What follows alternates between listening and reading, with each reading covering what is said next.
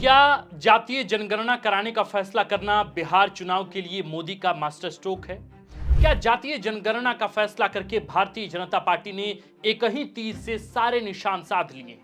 क्या अगली जनगणना में जातीय सर्वेक्षण कराने का फैसला करके भाजपा ने आरजेडी, कांग्रेस और यहां तक कि जेडीयू को भी चारों खाने चित कर दिया है?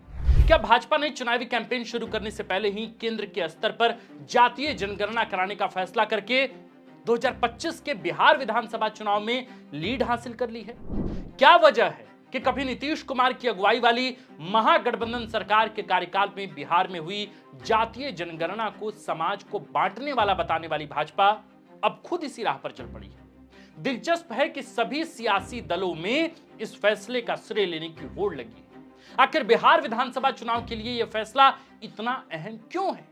इसमें किसका फायदा है? जातीय जनगणना के पीछे उद्देश्य क्या है? इन तमाम मसलों पर इस वीडियो में हम बातचीत करेंगे। नमस्कार, हमारा नाम आकाश आनंद है और आप देखना शुरू कर चुके हैं बिहार की, झारखंड की राजनीतिक हलकों से निकली हुई तमाम खबरों पर सबसे सटीक, सबसे विस्तृत विश्लेषणात्मक कार्यक्रम जिसका नाम है सियासी कहानियां।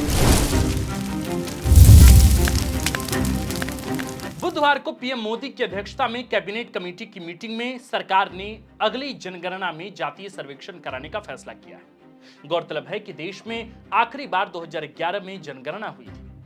तब से जनगणना का मामला लंबित है। सुप्रीम कोर्ट के निर्देश के मुताबिक किसी भी हाल में 2026 तक देश में जनगणना करवाना ही होगा। अब सरकार ने फैसला किया है कि जनगणना में जातियों की भी गणना की जाएगी। जातियों की जनगणना के पीछे कॉन्सेप्ट यही है कि आबादी में जिसकी जितनी भागीदारी है उसे उतनी ही हिस्सेदारी भी मिलनी चाहिए। संसाधनों पर उनकी हिस्सेदारी ज्यादा होनी चाहिए। राहुल गांधी से लेकर तेजस्वी यादव तक कई बार सार्वजनिक मंच से जिसकी जितनी भागीदारी उसकी उतनी हिस्सेदारी का नारा बुलंद करते रहे। इसी आलोक में बिहार में नीतीश कुमार की अगुवाई वाली महागठबंधन सरकार के कार्यकाल में जातीय सर्वेक्षण भी कराया गया था। जनगणना कराने वाली सरकार चली गई।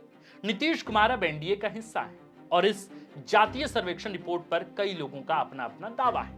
तेजस्वी यादव उसे अपने दबाव का परिणाम बताते हैं, तो वहीं नीतीश कुमार की पार्टी इसे मुख्यमंत्री की दूरदर्शिता का नतीजा बताती है। कांग्रेस के राहुल गांधी तो इसे फर्जी करार दे ही चुके हैं, जो बिहार में जनगणना, जातीय जनगणना हुई है। इसी से बिहार विधानसभा चुनाव में जातीय जनगणना कराने के फैसले का महत्व समझा जा सकता है। बिहार में कराए गए जातीय सर्वेक्षण के आंकड़ों के मुताबिक 13 करोड़ की जनसंख्या वाले इस राज्य में 63% ओबीसी आबादी निवास करती है। केंद्रीय मंत्रिमंडल से लेकर राज्य की कैबिनेट तक में ओबीसी मंत्रियों की संख्या आपको बता देगी कि जातीय सर्वेक्षण कितनी जरूरी और अहम मुद्दा है। अब जबकि केंद्र की मोदी सरकार ने जातीय सर्वेक्षण कराने का फैसला किया है, आप विभिन्न सियासी दलों की प्रतिक्रिया से समझ सकते हैं कि यह कितना मायने रखता है। कांग्रेस प्रवक्ता पवन खेड़ा ने कहा कि जब मोदी सरकार को राहुल गांधी की बात माननी ही है तो विरोध क्यों करते हैं? राहुल गांधी ने जब जातीय जनगणना की मांग की तो उनको समाज को बांटने वाला कहा गया। अब इसे मास्टर स्ट्रोक बताएंगे। वहीं तेजस्वी यादव ने कहा कि जातीय जनगणना तो हमारी 15 साल पुरानी मांग है। मोदी सरकार के फैसले को तेजस्वी यादव ने आरजेडी, समाजवादियों और पिता लालू प्रसाद यादव की जीत कहा है। लालू यादव ने कहा कि हम वह पहले व्यक्ति थे जिन्होंने 96 में यानी कि 1996 में संयुक्त मोर्चा की सरकार को जातीय जनगणना पर फैसला करने को तैयार किया था। 2001 की जनगणना में जातीय गणना भी हो जाती, लेकिन बीच में आई वाजपेयी सरकार ने फैसले पर अमल नहीं किया। तेजस्वी यादव ने कहा कि बिहार के सभी दलों ने मिलकर पीएम से मुलाकात की थी और जातीय जनगणना कराने की मांग की थी। हालांकि तब पीएम ने इसे खारिज कर दिया था। अब चुनाव से पहले भाजपा इसे मास्टर स्ट्रोक बताकर प्रचार प्रसार करेगी।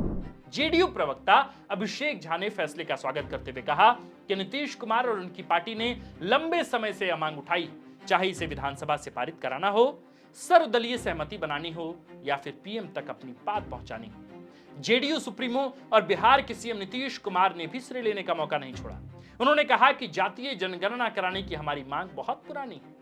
खुशी की बात है कि केंद्र सरकार यानी भारत सरकार ने जातीय जनगणना कराने का फैसला किया है। इससे विभिन्न वर्गों की संख्या का पता चलेगा और उनके उत्थान एवं विकास के लिए योजनाएं बनाने में सहूलियतें होंगी। दरअसल जातीय जनगणना में जातियों की केवल गणना ही नहीं की जाती, बल्कि उनके सामाजिक, आर्थिक, शैक्षणिक और राजनीतिक विकास की स्थितियां भी देखी जाती हैं। हम पार्टी के मुखिया और केंद्रीय मंत्री जीतन राम मांझी ने भी फैसले का स्वागत किया है। उन्होंने कहा कि यह उन नेताओं के लिए सबक है जो भारतीय जनगणना का राग अलापते रहे, लेकिन दशकों तक सत्ता में रहने के बावजूद कुछ नहीं किया। उन्होंने कहा कि जो लोग मोदी सरकार की नीयत पर शक करके जातीय जनगणना के मुद्दे पर राजनीति करते थे, पॉलिटिक्स करते थे, वे अब कौन सा नया पैंतरा आजमाएंगे। ये बात जीतन राम मांझी ने कही। गौरतलब है कि जातीय जनगणना के आंकड़ों के मुताबिक बिहार की कुल आबादी 13 करोड़ से ज्यादा है।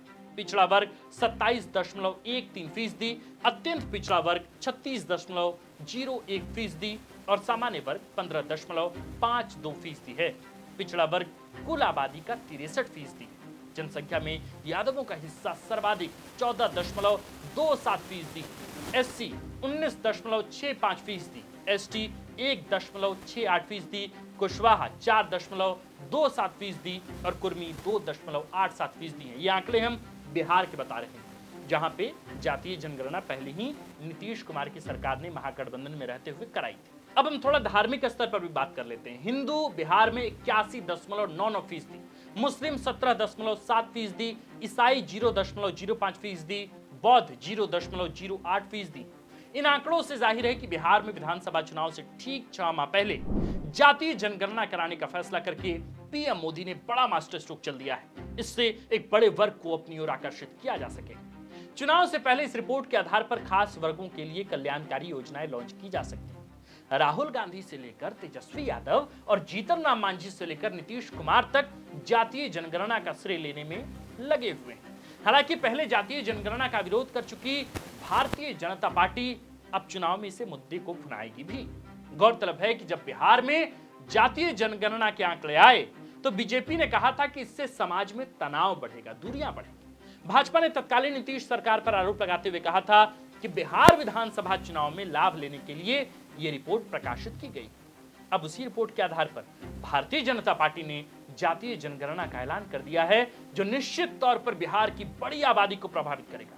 सभी दल इसका श्रेय लेने में जुटे हैं। आखिर में जनता तय करेगी कि किसको श्रेय देना है। बहरहाल अब कहा जा रहा है कि बीजेपी के प्रवक्ताओं के लिए एक नई मुसीबत खड़ी होगी, क्योंकि जब नीतीश सरकार ने महागठबंधन में रहते हुए बिहार में जातीय सर्वेक्षण कराई, तब इसके बाद बीजेपी के प्रवक्ता टीवी डिबेट से लेकर सोशल मीडिया की बहसों तक में अपने पार्टी के स्टैंड को क्लियर करते हुए बार बार यही कहते रहे कि इससे समाज में दूरियां पैदा होंगी, समाज में तनाव बढ़ेगा और इसके बाद तमाम जो इसकी नकारात्मक चीजें हैं जातीय सर्वेक्षण की, उसके बारे में बखान होनी शुरू हो गई। लेकिन अब कहा जा रहा है कि बीजेपी के प्रवक्ताओं के लिए तो करो या मरो की स्थिति हो गई, क्योंकि आज से 4-5 महीने पहले जो बीजेपी के प्रवक्ता, जो बीजेपी के नेता जातीय जनगणना को गलत बता रहे थे, खराब बता रहे थे समाज के लिए, वे अब इसी मुद्दे पर मुहर लगाकर आगे बढ़ रहे हैं।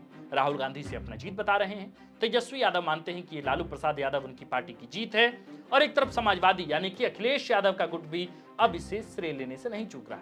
मसला आज भी वही है कि जातीय जनगणना का श्रेय आखिर कौन लेगी, बीजेपी या बिहार में राजद या फिर नीतीश कुमार, जो फिलहाल एनडीए गठबंधन के सबसे बड़े नेता हैं। आपको जो भी लगता हो आप हमें कमेंट करके नीचे बता सकते हैं। आप देख रहे थे फोर्थ पिलर। हमारा नाम आकाश आनंद है, कैमरे के पीछे है मनीष और इस खबर को लिखा है हमारे प्रिय साथी और कंटेंट हेड सूरज ठाकुर ने। शुक्रिया।